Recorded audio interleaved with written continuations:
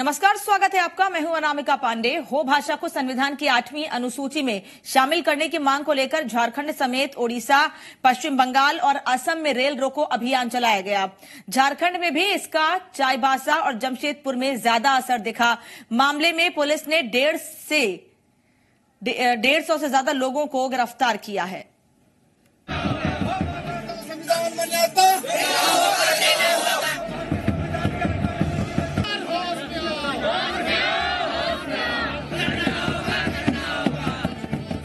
ये हो समाज के हुंकार है।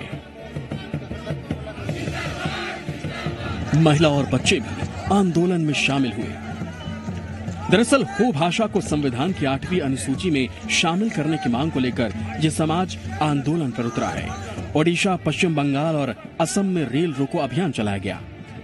चक्रधरपुर रेल मंडल के विभिन्न जगहों पर चाईबासा, चक्रधरपुर, टाटानगर, डुंगवापोशी, केंडपोशी आदि रेल खंडों में रेल चक्का जाम किया गया। सुबह 6 बजे शुरू हुए इस आंदोलन में चक्रधरपुरी इंटरसिटी एक्सप्रेस को रोक दिया गया। करीब आधे घंटे तक पुलिस और आंदोलनकारियों के बीच तनातनी रही। इस दौरान पैसेंजर और मालगाड़ियों के परिचालन भी बाधित रहे। सांसद और बीजेपी के प्रदेश अध्यक्ष लक्ष्मण गिलुआ ने कहा कि मामले को उन्होंने सदन में उनकी पहल से पहले उठाया था। बिना हो समाज महासभा के कहे हुए हमने 3 मर्तबा आज तक शून्यकाल के माध्यम से लोकसभा में इस आवाज को उठाया। इधर जमशेदपुर में भी हो समाज रेल ट्रैक पर उतरा। इसके कारण टाटानगर से हावड़ा जाने वाली रेल लाइन बाधित रही। सलगाजुटी फाटक के पास सैकड़ों आंदोलनकारी जमा हुए। Tata Howrah steel superfast express और पुरुषोत्तम एक्सप्रेस को करीब आधे घंटे तक रोका गया। रेलवे, पुलिस और सुरक्षा बलों ने काफी समझाया। इसके बाद ये ट्रैक से हटे। रेल अवरोध का कार्यक्रम था। थोड़ी देर रेल को रोकने के पश्चात रेलवे सुरक्षा बल जीआरपी लोकल थाने की मदद से उनको समझाकर हटा दिया गया। दिल्ली में इनके प्रदर्शन के बाद गिलुआ ने गृह मंत्री राजनाथ सिंह से भी मिलवाया था। राजनाथ सिंह जी से भी मिलकर के मांग पत्र सौंपा था। उन्होंने आश्वासन भी दिया था कि प्रधानमंत्री से मिलकर के इस पर हम लोग जल्द ही निर्णय लेंगे, लेकिन अब तक इस पर सत्र समाप्त हो जाने के बाद भी कोई कार्रवाई नजर नहीं आया। पुलिस के समझाने बुझाने के बाद लोग हटे। ट्रेन सीटी बजाती हुई आगे बढ़ी और लोग अपने प्रदर्शन में कामयाबी के जश्न मनाते अपने रास्ते। उम्मीद है कि 19 साल बाद भाषा को लेकर उनके आंदोलन को भी मंजिल मिलेगी। चाईबासा से आनंद प्रियदर्शी के साथ पीयूष मिश्रा, जी मीडिया, जमशेदपुर। और झारखंड में लोकसभा और विधानसभा चुनाव क्या एक साथ होंगे? इस सवाल पर आज मुख्य चुनाव आयुक्त ने विराम लगा दिया है। मुख्य चुनाव आयुक्त सुनील अरोड़ा ने पत्रकारों से के इस सवाल पर कहा कि किसी भी राजनीतिक दल ने इस मसले पर कोई बातचीत नहीं की है। जहां तक लोकसभा और विधानसभा साथ साथ कराने की बात है, हमें भी इसका संज्ञान केवल अखबारों से मिला है, यानी कि आप लोगों से मिला है। हमारे पास इस वक्त तक ना इसकी कोई आधिकारिक सूचना है और ना ही कोई आधिकारिक या इनफॉर्मल जानकारी है। इसलिए जिस चीज की हमारे पास कोई जानकारी नहीं है, हम उस विषय में क्यों एक आपको काल्पनिक उत्तर दें। झारखंड में 2019 के चुनाव में हर लोकसभा क्षेत्र में कम से कम एक विधानसभा क्षेत्र के बूथ पूर्ण रूप से महिलाएं संचालित करेंगी। बेहतर प्रदर्शन के बाद इसे बढ़ाया जा सकता है। ये बातें मुख्य चुनाव आयुक्त सुनील अरोड़ा ने पत्रकारों से बातचीत में कही। इससे पहले चुनाव आयोग की टीम ने राज्य के सभी डीसी और एसपी के साथ बैठक की और सुरक्षा की जरूरी व्यवस्था की जानकारी ली। जैसा कि आपको पता है कि राज्य में अधिकतर जिले उग्रवाद प्रभावित हैं। इसे देखते हुए सुरक्षा की विशेष व्यवस्था होगी। आयोग ने चुनावी गतिविधियों के मद्देनजर आयकर और वाणिज्य विभाग समेत कई विभागों के सचिवों के साथ भी बैठक की। बैठक में मुख्य सचिव और डीजीपी भी शामिल हुए। आयोग ने राजनीतिक दलों को बूथ लेवल पर तैयारियां शुरू करने को कहा है।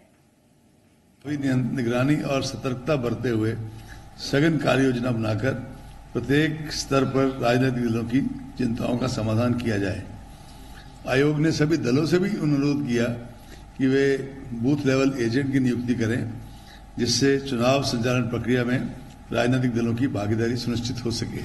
निर्वाचक नियमावली आज प्रकाशित की जा चुकी है और जिनका नाम छूट गया है अभी भी नाम जुड़वा सकते हैं ऑनलाइन NVSP वेबसाइट या 1950 हेल्पलाइन का उपयोग किया जा सकता है। आयोग ने जिलाधिकारियों और पुलिस अधिकारियों को निर्देश दिया कि पिछले चुनावों के अब तक बचे हुए आपराधिक मामलों को अधिकारियों के साथ बैठक करके त्वरित निराकरण हेतु कार्रवाई की जाए। राज्य के प्रत्येक लोकसभा निर्वाचन क्षेत्र के अंतर्गत आने वाली विधानसभा निर्वाचन खंड में कम से कम एक मतदान केंद्र संपूर्ण रूप से महिलाओं द्वारा संचालित मतदान दल गठित किए जाने के आदेश दिए गए हैं।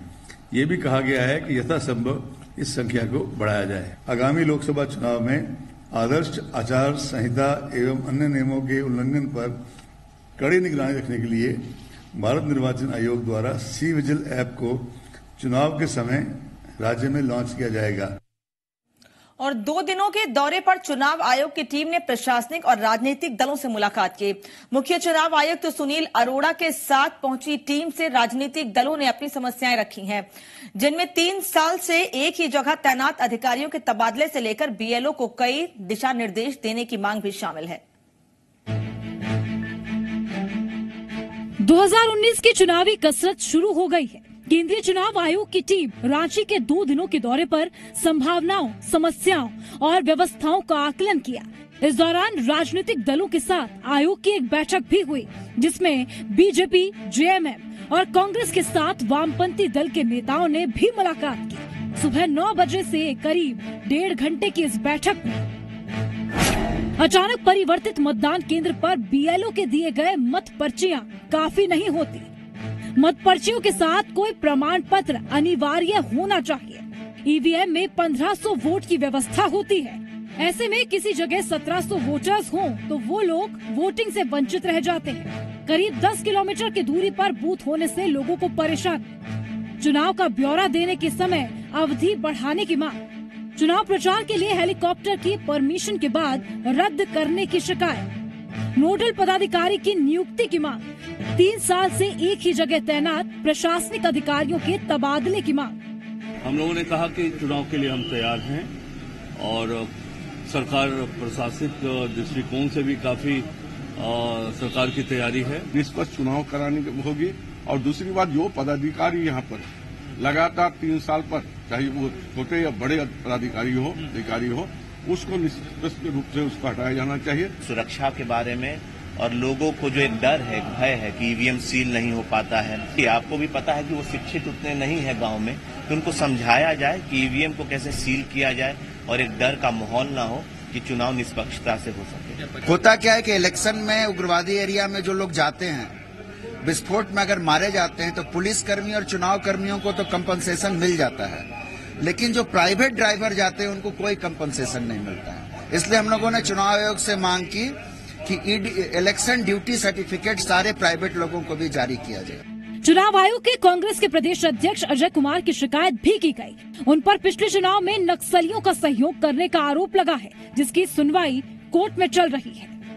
और भी हम लोगों ने एक आध विषय उठाए हैं। आपके प्रदेश कांग्रेस अध्यक्ष का पिछले दिनों उपचुनाव में नक्सली का साथ लेने का आरोप था, जिस पर उनका मामला भी चल रहा है। नेताओं ने चुनाव प्रचार के लिए गाड़ी और अन्य आदेश के लिए एक सेंटर बनाने की भी मांग की। इस पर आयोग ने कहा कि 2016 से ये व्यवस्था लागू है। झारखंड में भी इसे लागू करने का भरोसा दिया गया। निष्पक्ष चुनाव कराने को लेकर आयोग तैयारियों में जुटा हुआ है। मदन सिंह, जी मीडिया, रांची। स्वच्छता के मुद्दे पर झारखंड विधानसभा एक बार फिर गर्म हुई है, लेकिन ये बहस तार्किक रही। विपक्ष ने राज्य के ODF होने पर सवाल खड़े किए, साथ ही योजना में बड़े पैमाने पर कमीशन खोरी का मसला उठाया, जिसकी स्वतंत्र एजेंसी से जांच की मांग की गई है। उनको न्याय दिया जाए महोदय। एक प्रक्रिया अपनाई जाती है। हम निवेशकों को बाहर से बुला रहे हैं, लेकिन वो स्वच्छता में ही दाग है। बजट सत्र के दौरान सदन अपने रंग में दिखा। जनहित के मसले पर जमकर बहस हुई। कोयलांचल में मजदूरों की न्यूनतम मजदूरी का मसला बीजेपी के विधायक ढुल्लू महतो ने ही उठाया। इसे विपक्ष के नेता हेमंत सोरेन ने लपकने में देर नहीं की। इस पर मंत्री राज पलिवार ने जवाब दिया, कहा माफियागिरी नहीं चलेगी। ढुल्लू महतो जी उस जगह से जनप्रतिनिधि हैं लेकिन अध्यक्ष महोदय जो मौजूदा स्थिति में अध्यक्ष महोदय जो वर्तमान स्थिति है वहां पर अध्यक्ष महोदय मजदूर भी हताश अवस्था में है, व्यापार भी हताश अवस्था में है अध्यक्ष महोदय, और रेवेन्यू भी दिल्ली में आ गया, सिटिंग गेटिंग हो गया आपका सब। अरे नहीं वो सब बात नहीं है महोदय। न्यूनतम मजदूरी का उल्लंघन झारखंड में नहीं होने वाला है। और जहां तक माफियागिरी का सवाल है, मैंने उपायुक्त की अध्यक्षता में कमेटी गठित है, प्रतिवेदन आते ही हम उस पर कार्रवाई करेंगे। मामला आगे बढ़ा, बात स्वच्छता पर आई। ओडीएफ के दावे पर सवाल खड़े किए गए। कांग्रेस विधायक सुखदेव भगत और जेवीएम विधायक प्रदीप यादव ने मामले को उठाया। अवार्ड दे रही है, कभी कुछ अवार्ड कभी कुछ अवार्ड, ये साबित करती है कि अपने कमियों को सरकार ढक रही है। नियत की मैं बात नहीं करूं, क्रियान्वयन की बात करूं। पेयजल स्वच्छता विभाग की जो कहानी है कि ये कह रहे कि ओडीएफ हो गया पूरा प्रदेश, लेकिन मैं दावे के 2 पंचायत का उदाहरण देता हूं। आप जिस पंचायत का मैं रहने वाला हूं, जिस विधानसभा का, वहीं मेरा घर है। लीलादेव पंचायत, पोड़ियाहाट अंचल, गोड्डा जिला। आज तक वहां सबके नहीं बने, लेकिन उस पंचायत को आपने घोषित कर दिया। अगर ये बातें जेएमएम विधायक कुणाल शाडंगी ने भी ओडीएफ में कमीशन खोरी का आरोप लगाया, जिसके जवाब में उतरे सीपी सिंह। लोकसभा चुनाव के पहले जब ये घोटाला हुआ था 1 फरवरी 2017 को एक खबर छपी थी अध्यक्ष महोदय, और ये 29 जनवरी 2019 की तस्वीर है अध्यक्ष महोदय। माननीय मंत्री गंभीर है कि कोई अनियमितता नहीं होनी चाहिए, उन्होंने कार्रवाई के आदेश भी दिए, लेकिन अगर माननीय मंत्री के आदेश के बाद भी ऐसे पदाधिकारियों पर कार्रवाई नहीं होती अध्यक्ष महोदय 2 साल तक, तो हम कौन सी कार्य संस्कृति यहाँ पर, किस कार्य संस्कृति का हम विकास कर रहे हैं अध्यक्ष महोदय? इन्होंने ऐसा भाषण दिया, हाथ उठा करके जैसे शौचालय में घुस जाएंगे तो छत उड़ जाएगा, इस टाइप का भूमिका देने का काम किया। तो भाई मैंने यही कहा कि आप चलिए, अब शौचालय के अंदर जाइए, चलिए, कहाँ छत उड़ जा रहा है आपके जाने से। जिनमें आदमी तो दूर गया। सदन के अंदर सत्ता पक्ष और विपक्ष के बीच ओडीएफ पर खूब गर्मागर्म बहस हुई। सदन में मंत्री की तलखी दिखी तो कमान मुख्यमंत्री ने संभाली। सीएम ने सदन को आश्वस्त किया कि कमियां हो सकती हैं, लेकिन अब गरीब बहन बेटियों के शौचालय के लिए संध्या का इंतजार नहीं करना पड़ता है, ये सच है। कमी होगी, त्रुटि भी होगी, उसे हम स्वीकार करते हैं, लेकिन जो हमारी गरीब बहन, गरीब बेटी जो शौचालय के लिए संध्या का इंतजार करती थी, कितनी मानसिक तनाव में रहती थी। तर्कों के तीर चले, बचाव की ढाल भी निकली, एक दूसरे को घेरने की खूब कोशिशें हुई। अध्यक्ष सदन को संभालते नजर आते हैं। अरसे बाद सदन ढर्रे पर चलता दिख रहा है। जनता की बातें हो रही हैं, विकास पर बहस हो रही है। रांची से जी मीडिया के लिए कुमार चंद्र। आज 30 जनवरी है। हम आपको तारीख नहीं बता रहे हैं, बल्कि महात्मा गांधी के उस दिन को याद कर रहे हैं। राष्ट्र ने अपने बापू को उनके पुण्यतिथि पर श्रद्धांजलि दी। राजधानी के मोरहाबादी मैदान में बापू वाटिका में आयोजित कार्यक्रम के बाद सीएम रघुवर दास ने 2022 तक गरीबी मिटाने का संकल्प जताया। कार्यक्रम में राज्यपाल द्रौपदी मुर्मू भी शामिल हुई।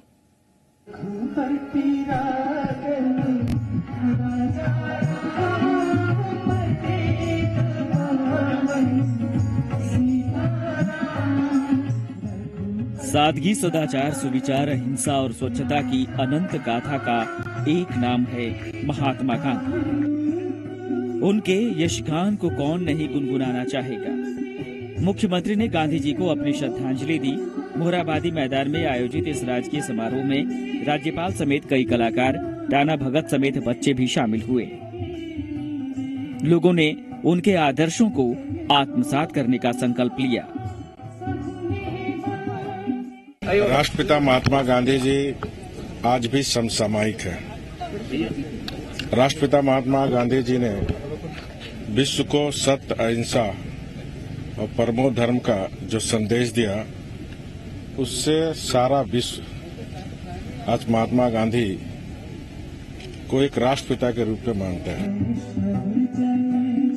महात्मा गांधी की 71वीं पुण्यतिथि पर राजधानी रांची के मोरहाबादी मैदान स्थित बापू वाटिका में टाना भक्तों ने सामूहिक उपवास रखा, बापू को श्रद्धांजलि दी। ये उपवास समाज और देश में शांति की कामना के लिए था। टाना भक्तों ने संगे संगे आजादी की लड़ाई में अहम भूमिका भूमिका संगे संगे निभावा।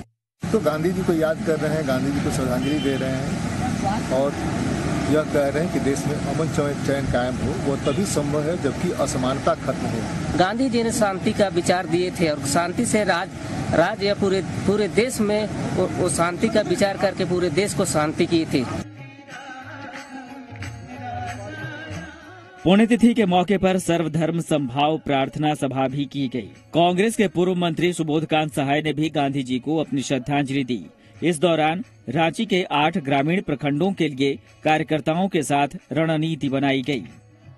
गांधी का विचारधारा इतना सशक्त और इतना मजबूत है कि आज दुनिया में वही एक माध्यम बना है तनाव को खत्म करने का, संवाद के माध्यम से, जो गांधी के सोच थे। रघुवर दास ने इस मौके पर 2022 तक गरीबी उन्मूलन का संकल्प भी दोहराया। हमारे आदरणीय प्रधानमंत्री जी नरेंद्र मोदी जी के नेतृत्व में एक नया भारत, जो राष्ट्रपिता महात्मा गांधी का भारत होगा, एक स्वच्छ भारत जिसकी परिकल्पना राष्ट्रपिता महात्मा गांधी जी की थी। इधर जमशेदपुर में नेहरू युवा केंद्र ने 150 वर्ष महात्मा गांधी के संग पर आधारित 100 चुनिंदा दुर्लभ तस्वीरों की प्रदर्शनी लगाई। पहली बार महात्मा गांधी के शहादत दिवस पर आयोजित चित्रों की प्रदर्शनी का मकसद युवाओं में राष्ट्र भावना को जागृत करना था। रांची से कामरान और मनीष के साथ पीयूष मिश्रा, जी मीडिया, जमशेदपुर। खबर हजारीबाग से, जहां केंद्रीय नागरिक उड्डयन राज्य मंत्री जयंत सिन्हा आज बुलु इमाम के घर पहुंचे और उनसे मुलाकात की। भारत सरकार बुलु इमाम को पद्मश्री अवार्ड देने की घोषणा की है। इस दौरान जयंत सिन्हा ने कहा कि बुलु इमाम की पहचान सिर्फ झारखंड में ही नहीं बल्कि देश और विदेशों में भी है। सोहराय आर्ट को उन्हें विश्व स्तरीय पहचान दी है और इस कला के जरिए उनसे हमारा और भी मजबूत रिश्ता बन रहा है। बहुत ही बड़ी एक हस्ती जिन्होंने इस क्षेत्र की कला और इस संस्कृति के लिए एक बहुत ही अद्भुत योगदान दिया है, उनको चिन्हित किया गया है, उनको पद्मश्री मिला है। और हम लोग बुलू जी और उनके परिवार से बहुत सालों से जुड़े हुए हैं, बहुत दशकों से जुड़े हुए हैं और हम लोगों का प्रयत्न यही रहा है कि जो हमारी क्षेत्र की जो कला है उसे एक हम मंच दें।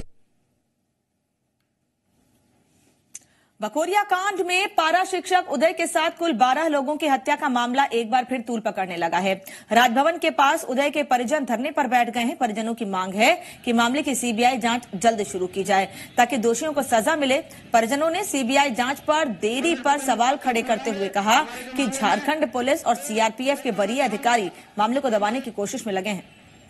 दिक्कत यही, हमारे पति के घर से उठा करके पुलिस और उग्रवादी लेके दोनों हत्या कर दिए। हम लोग आए हैं बकोरिया कांड से लेकर के। क्यों, क्या सीबीआई जांच सरकार करवा रही है? वोट क्या अभी जांच नहीं हुआ। सीबीआई जांच के लिए आदेश 22 अक्टूबर के ही हुआ था जी, और अब तक सीबीआई वाला कभी घर तक पहुंचा नहीं। इसी उदास देखते हुए हम लोग यहाँ मांग करना है सीबीआई जांच जल्द। कोडरमा में पुलिस को भारी मात्रा में विस्फोटक मिले हैं। कामयाबी डोमचांच थाना क्षेत्र में हाथ लगी है। विस्फोटक ऑटो से चंचाल पहाड़ी के पास से इंदरवा ले जाए जा रहे थे। इसी मामले में एक व्यक्ति को गिरफ्तार कर लिया गया है। गिरफ्तार व्यक्ति ऑटो का चालक बताया जाता है। पुलिस के अनुसार तकरीबन 2000 पीस जिलेटिन और पावर जेल मिले हैं। इन विस्फोटकों का इस्तेमाल किसी नक्सली गतिविधि या फिर असामाजिक तत्व तक सप्लाई की जानी थी, इसकी भी जांच की जा रही है।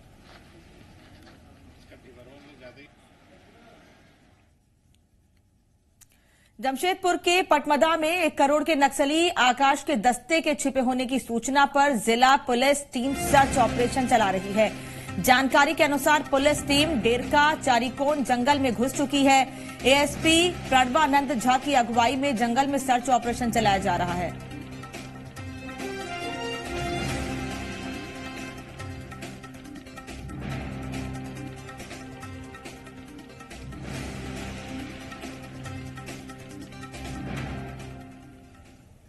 मंगलवार को अड़की के तिरला जंगल में पुलिस के साथ हुए मुठभेड़ में मारे गए 5 नक्सलियों का सदर अस्पताल में पोस्टमार्टम किया गया।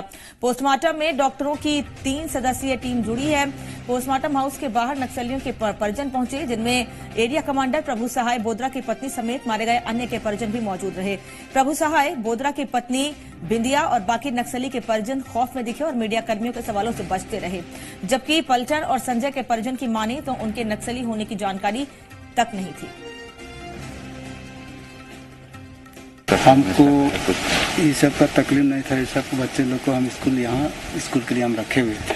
तो उसको अपराध के केस में हर साल का जनवरी महीना में कर लिया गया था। वो लोग संग साथ में सब पिकनिक के लिए तैयारी कर रहे थे उसी से। तो अपराध बना करके उसको बालगिरी में ले गया था। झारखंड के खूंटी में नक्सलियों का अफीम कनेक्शन कई दिनों से सामने आ रहा है। पीएलएफआई नक्सलियों का गढ़ माने जाने वाले क्षेत्र में करीब 5000 एकड़ से अधिक में अफीम की खेती लगाई गई है। खूंटी, मुरहू कर्रा और अड़की प्रखंड में खुलेआम अफीम की खेती हो रही है, लेकिन मंगलवार को पीएलएफआई के एरिया कमांडर के मारे जाने के बाद पुलिस को अफीम की खेती में लगाम लगाने की उम्मीद है।